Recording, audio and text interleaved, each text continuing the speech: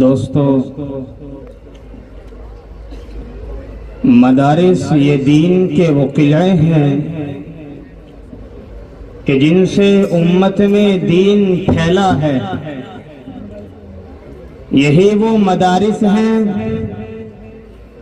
کہ جن کے قیام سے ہماری نسلوں میں دین کا شعور پیدا ہوا ہے۔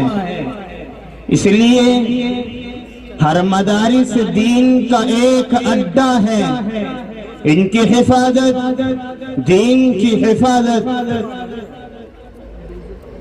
مدارس ہیں تو دین ہے، مدارس ہیں تو ایمان ہے، مدارس ہے تو عقائد محفوظ ہے۔ تو آئیے میں اسی عنوان پر تقریر کرنے کے لیے مدعو کر رہا ہوں مولوی محمد انس سلمہ کو اس شعر کے ساتھ کہ اس بزم جنوں کے دیوانے ہر راہ سے پہنچے یزدہ تک۔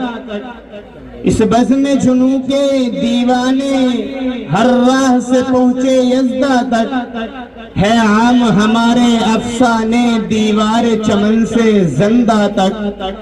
100 بار سوارا ہے ہم نے اس ملک کے گیسوے برہم کو، یہ اہل جنوں بتلائیں گے کیا ہم نے دیا ہے عالم کو۔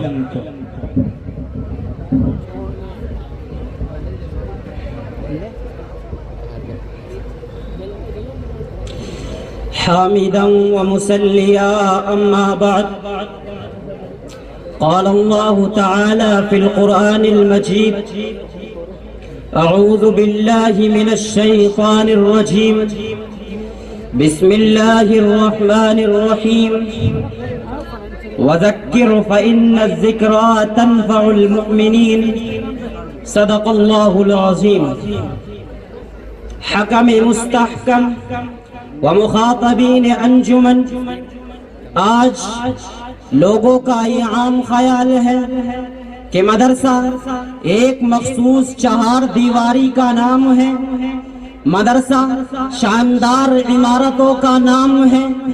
اسی لیے وہ یہ سمجھتے ہیں کہ اگر مدرسے کی عمارت کو گرا دیا جائے تو مدرسہ ختم ہو جائے گا۔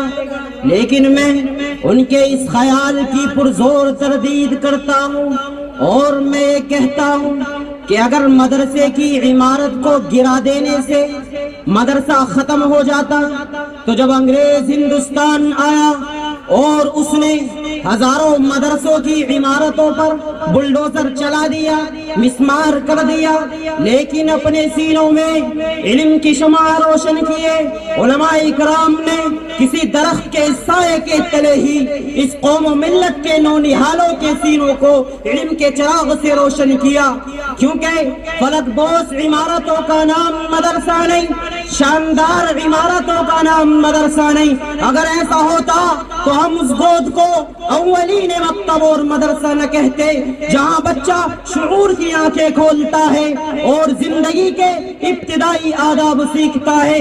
اگر صرف عمارت ہی کا نام مدرسہ ہوتا تو ہم اس سادے سے چبوترے کو مدرسہ نہ کہتے، جہاں بیٹھ کر تعلیم حاصل کرنے والوں کو اصحاب صفہ کے نام سے یاد کیا جاتا ہے اور جس کے معلم خود رسول پاک صلی اللہ علیہ وسلم ہیں۔ اگر صرف عمارت ہی کا نام مدرسہ ہوتا تو ہم دیوبند میں واقع انار کے اس درخت کے سائے کو مدرسہ نہ کہتے، جہاں محمود نامی استاد نے محمود نامی شاگرد کو تعلیم دے کر ہزاروں مدرسوں کی بنیاد رکھی۔ اگر فلک بوس عمارتوں کا نام مدرسہ نہیں تو پھر مدرسہ کس چیز کا نام ہے؟ میں آپ کو بتاتا چلوں۔ مدرسے کے معنی ہے سبق پڑھنے کی جگہ، علم حاصل کرنے کی جگہ، اخلاق و کردار سنوارنے کی جگہ، تہذیب و تمدن سیکھنے کی جگہ۔ اگر یہ تمام کے تمام مقاصد ماں کی گود میں حاصل ہو تو مدرسہ ہے، صحرا کے سناٹے میں حاصل ہو تو مدرسہ ہے، اور اگر یہ تمام کے تمام مقاصد کسی درخت کے سائے کے تلے حاصل ہوں تو مدرسہ ہے، اور اگر یہ تمام کے تمام مقاصد شاندار عمارتوں کے اندر حاصل نہ ہو تو اسے مدرسہ نہیں کہا جا سکتا۔ مخاطبین محترم، پوچھنے والے پوچھتے ہیں کہ ان مدارس نے دنیا کو کیا دیا ہے، ان مدارس سے ہمارا کیا فائدہ ہے؟